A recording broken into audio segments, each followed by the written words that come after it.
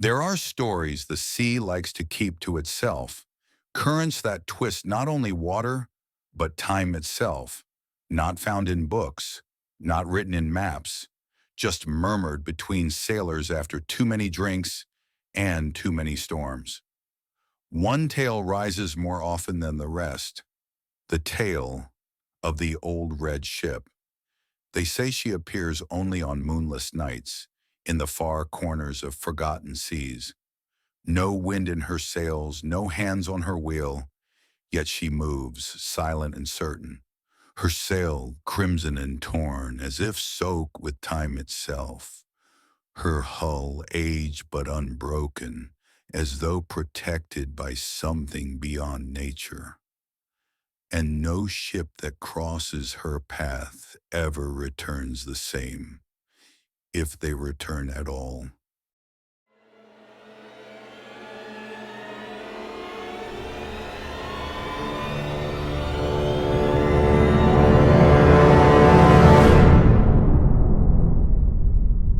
In 1912, aboard a merchant vessel named the Sea Lily, Captain Hendrik Van Moor was making his final voyage across the Atlantic.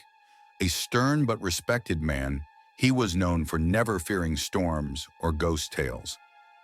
With him were his trusted crew, first mate Elias, young deckhand Jonah, cook Mrs. Redgrave, and 12 others.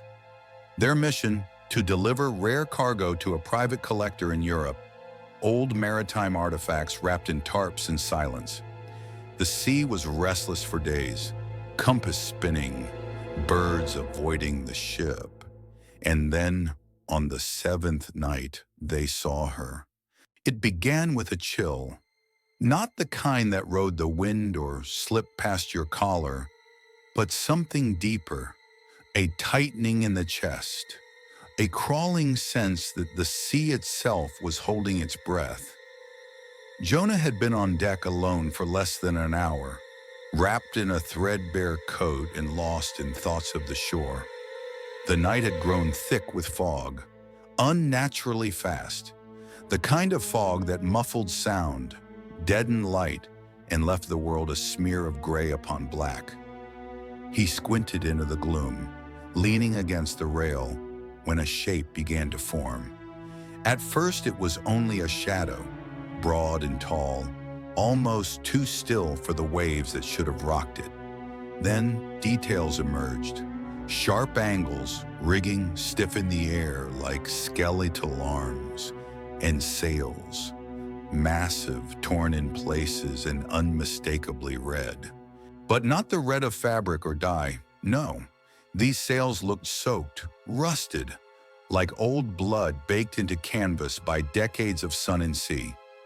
Jonah froze, his voice caught in his throat, and when he finally found the strength to speak, it came as a hoarse whisper. "Cap'n?" His footsteps echoed loud in the eerie silence as he rushed below. Moments later, Captain Van Moor emerged, spyglass in hand, his eyes already narrowed from years at sea. "What is it, lad?" Jonah didn't answer. He simply pointed. Van Moor raised the glass to his eye. His breath hitched.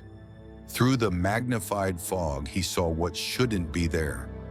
A vessel loomed before them, larger than any he'd ever seen, nearly double the size of the Sea Lily.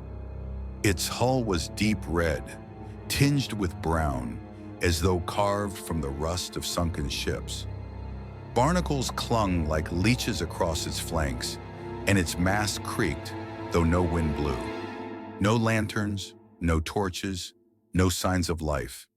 And yet, it moved, cutting cleanly through the water like a shark through a school of fish. Silent, deliberate, almost sentient. "God help us," Van Moor muttered, lowering the glass. Jonah whispered, "Should we signal them?" Van Moor didn't answer immediately. His eyes stayed on the ship, his hand tightening around the brass of the spyglass until his knuckles turned white. "No, we hold course. We don't speak to ghosts." But it was too late. The wind had shifted. The red sails turned slightly, just enough to catch their own light, glowing dimly in the gloom. And the ship began to edge closer, as if it had heard them, as if it had been waiting. Against the crew's protest, Van Moore ordered a small boat lowered. "If she's abandoned, we salvage. If she's in distress, we aid," he said. Elias, Jonah, and two others joined him. As they neared the red ship, the air thickened. The rowboat groaned louder than the waves. When they boarded her deck, it was like stepping into another time. The wood was wet but not rotting. Symbols carved into the rails, none of them familiar. Each step down the narrow staircase creaked with age. Yet there was no dust, no sign of decay. Only a strange dampness clung to the walls, leaving dark streaks that glistened faintly under the flickering lantern light. The air grew heavier with each breath, as though the ship remembered being full and now resented the silence. In the lower decks, they found cabins that looked recently used, but impossibly still. A teacup sat half-filled on a small table, its steam long gone, yet the liquid looked untouched. Playing cards lay mid-game, one card just barely hanging off the edge, frozen in an eternal moment. A violin rested against a chair, its bow upright as if someone had just set it down seconds before. And yet, not a soul in sight. They moved cautiously, their boots tapping softly against the aged floorboards. Shadows shifted behind lantern light, not moving, but almost reacting. When they reached what must have been the captain's quarters, they found a mirror mounted on the far wall. Cracks webbed across the glass like frost, and behind the reflective surface, barely visible, were scratches. Names. At first they were hard to read, but as the lantern's flame flickered closer, the letters became clearer. It was their names, each one etched with precision, as if someone or something had known they were coming. At first it was subtle, just a feeling that something unseen was watching. The crew grew quiet, their usual chatter replaced by wary glances and tightened grips on ropes. Jonah, usually the most level-headed among them, began waking in places he didn't remember walking to.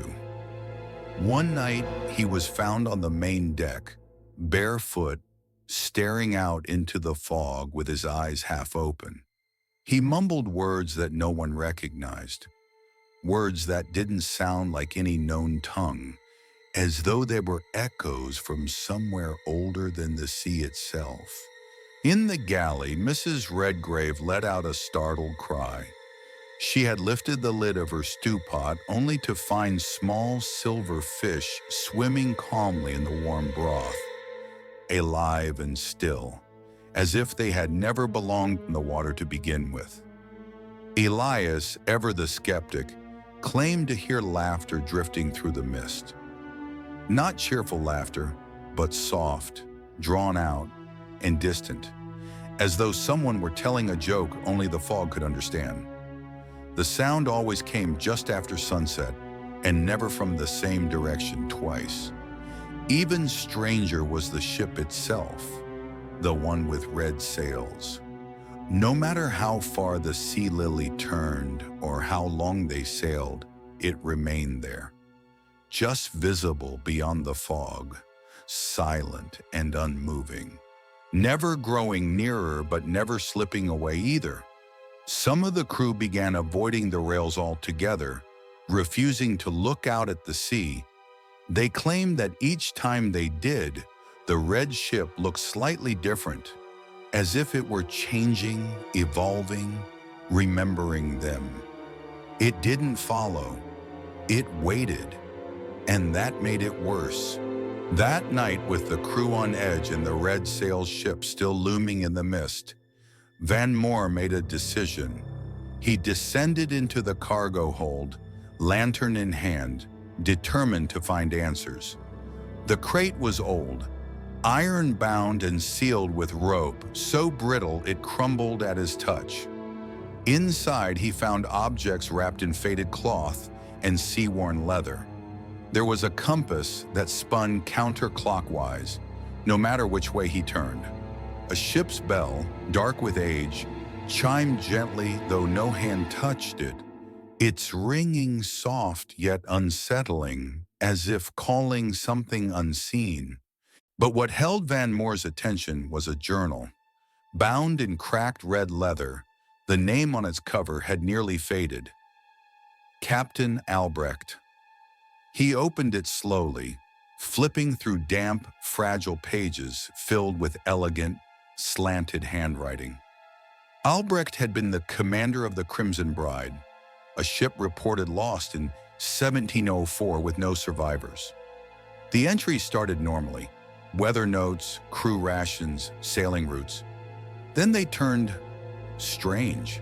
Talk of whispers in the hull, of sails that bled when touched, and a presence beneath the waves. The final page was short. Scrawled hastily, the ink smudged. We fed her our lives, and she gave us eternity. Beware the red sails. They follow the blood. Van Moore stared at the words, the lantern light flickering. Outside, a low creak echoed from the deck above. Something had awakened. It started with small things: missing tools, uneaten meals, footsteps that stopped mid-deck. Then came the silence. One by one, the crew disappeared. No screams, no struggle, just boots left behind, always wet, always placed neatly, facing the sea. Elias was the first to notice the pattern. They're not jumping, he muttered. They're being taken. Mrs. Redgrave, once so composed, was next. They found her in the galley, standing inside the oven with the door wide open. Her skin was ash gray, clothes scorched, yet she hummed softly like a lullaby stuck in time. No one could bear to listen for long. Then Jonah changed. His voice became distant. His eyes, once sharp and nervous, turned black as obsidian. No whites, no pupils. He stood at the bow, unmoving, arms open to the sea breeze like it was speaking to him. She's calling, he whispered. Don't you hear her sing? That night, the red ship drew closer, closer than ever before. And still, no one could explain how it had followed them through calm or storm. Only that it was waiting. Captain Van Moore had had enough. He lit every lantern on deck, sending golden light stabbing through the mist. Flares shot into the sky, casting brief shadows across the red sails. Bells rang furiously, echoing into the darkness as if trying to push it back. But it was too late. The crimson ship loomed beside them now, closer than it had ever been. Its hull groaned, pulsing like something alive. Water clung to it unnaturally, climbing upwards against gravity. Then she appeared. A towering figure stepped forward from the red ship's deck, taller than any man, her form wrapped in barnacles, seaweed and broken coral. Her limbs cracked with every movement. Her face was pale and hollow, yet her eyes overflowed with salt water that never stopped running. She didn't speak with words. Her voice was the ocean itself. A thunderous crash of waves rolled through the air as she declared, "The sea remembers. You carry what was mine." The wind died. The sea lily tilted slightly as if bowing. And in that moment, everyone understood. This was no storm, no ghost story. This was retribution. Months passed. Fishermen off the coast of Iceland spotted a ghostly silhouette drifting aimlessly through the morning fog. It was the sea lily, weather-beaten, sails torn, but afloat. A salvage team boarded her. No bodies, no blood, no signs of chaos or struggle. The captain's log was still open on the writing desk, its final sentence ending mid-word, as if the writer had simply vanished mid-thought. Tea sat cold in cups. A pipe still smoked in the corner. Everything perfectly still, perfectly wrong. But there was one thing out of place. On the main mast, someone or something had carved into the wood with something sharp. A ship, crude but clear, with sails the color of fresh wounds.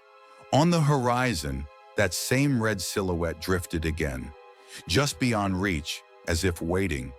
And with that, the sea stayed silent. For now,